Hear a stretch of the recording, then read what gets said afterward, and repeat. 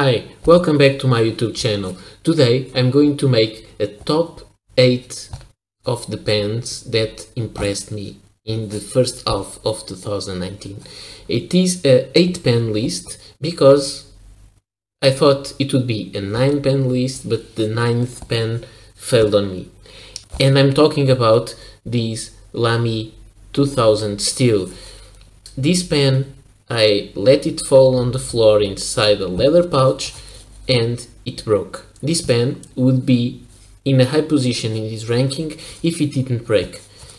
It has a very beautiful look to it, very beautiful design, a great feel, good weight, so everything I like in a pen. However, it gives me the sensation of a very resistant and sturdy pen, and when it fell, it broke. My fault, yes, but proved me that the pen is not as resistant as I thought. So this is out of the list.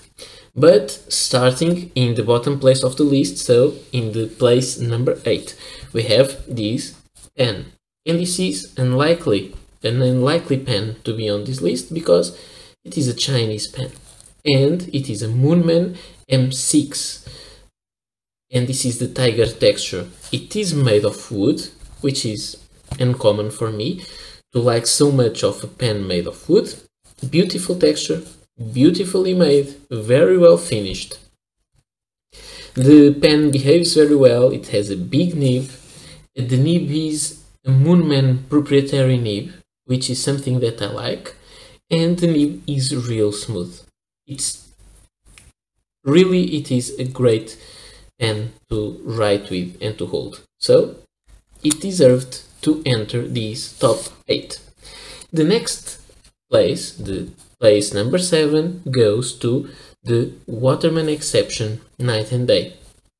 It is a pen that I showed you before here on the channel, and it has these stripes in 2 of the facets, and it has a shiny surface in the other 2.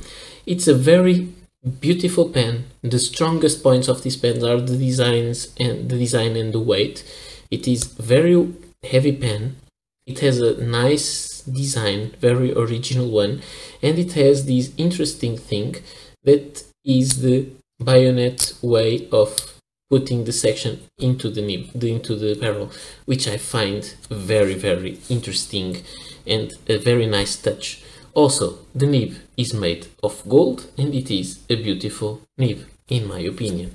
So, this pen gets to the place number 7 and not higher, just because I'm not completely sure that the squared section is the most comfortable one to hold the pen. Now, moving on, we have a pen of a model that I like, and everybody knows that I like this pen. And this is the Kaweco Art Sport Amber. This is the pen from the Art Sport generation number 2. It is made of resin. It has a very beautiful material. It's not my favorite though, but I got it this year, and this made my collection of these pens of the Kaweco Art Sport Generation 2 complete. So I'm quite happy with this because it was an important pen to finish my Kaweco Art Sport Generation 2 collection.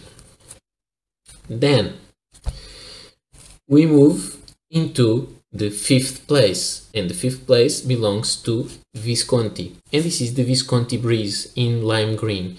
This is a pen, this is a cheaper pen from the Visconti line. It has this ring which is very nice, and it has an uncommon thing that makes us that fools our eyes, because this ring is on the barrel, not on the cap, which is interesting. It has this clip, very nicely made, with this curve to allow the fabric of a pocket to go beneath. Very well made, and I can't show it perfectly on camera, but the quality of this resin, the color, depth, everything is just beautiful. This is a very flashy color, of course, almost fluorescent, but very, very beautiful. I like this pen a lot. I also like this detail of the magnetic closure of the cap. I would just wish that the nib was bigger. This pen deserves a bigger nib. So this is why this pen is not higher on the ranking. And now going to number 4. The number 4 is a pen that is handmade, and this is the Penteo Bonita Oversize. This is a pen made of ebonite, which is a nice thing, and it is handmade. And what I like the most in this pen, besides the material, which is very nice, very organic, and besides the material and the shape and the weight of the pen, the way that it feels on hand, I really like the feeling I get of perfection in every detail of the pen. The threads are perfectly cut, everything is so perfectly made for a handmade pen. And also, one thing that amazes me is this, the quality of the finish of the polishing of the pen.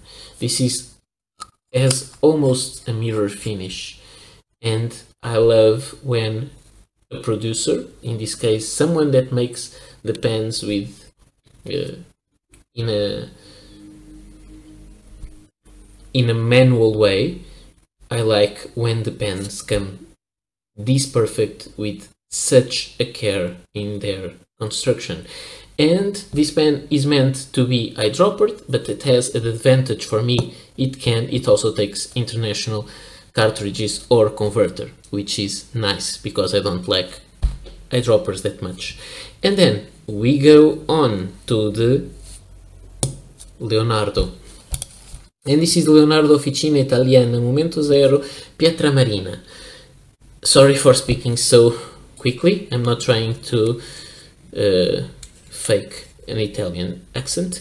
I'm just saying that this pen was sent by Officina Italiana, by Leonardo Officina Italiana, for review, and this pen is so well made. Every detail is so perfect. It is so simple. So this is not a very flashy pen in its details, but it is nice, has a nice size, and it writes really well. Very good nib, but better than that, better than everything is this. I love this finish. I love this acrylic with the blue, very intense blue, and a bright brown color. I think this color combination is just gorgeous, and this is why this pen is number 3. I really love the color on this pen. And then we move on to another pen that was sent to me for review, which was this one, the Nettuno 1911 pen, and this is the black sands finish. I already reviewed this pen, I already reviewed some of the others, and this pen is beautiful. I have to say that this pen has this matte finish, and it has all these metal details on it. It gives the pen somehow a vintage look. It has a very classic and very simple design, but with lots of details, of different details, and you see that a lot of care is put on the production of the pen. And that is something that I really like. And we also have the nib, which is a very good nib. I think there is some dried ink on there now, but this is a very beautiful nib. I really like this pen, and it writes really well. And one of the strongest points of this pen, besides the design, is the quality of the nib, the writing experience.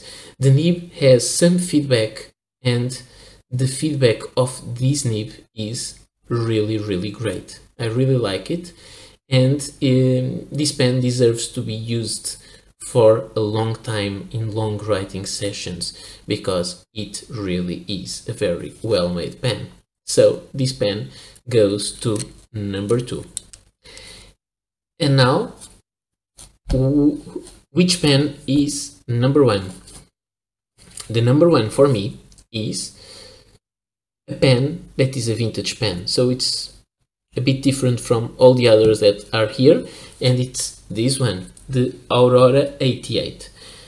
This is an old pen from I think 1947, very old, very nice, very simple, and although it's old, I just had it this year. It is very beautiful, it is very well made. It has some problems that are related with its age. For example, this is made of ebonite, the piston knob, and it has some discoloration. This is made of celluloid, the barrel, and then the section is also made of ebonite. But because it is under the cap, it has not discolored. This is a very beautiful pen. It is very classy. It has a hooded or a semi-hooded nib that writes wonderfully. I think this pen is one of the best pens I ever experienced in my life. I'm really in love with this pen, and I have to say that this pen, in my humble opinion, is much better than a Parker 51, which it emulates. So, the first place goes to this Aurora 88, with which I am very pleased, because of design, of the style, and because all of the details. And so, this is all. I have to thank several people here. First, Mr. Nino Marino for sending me the Nettuno,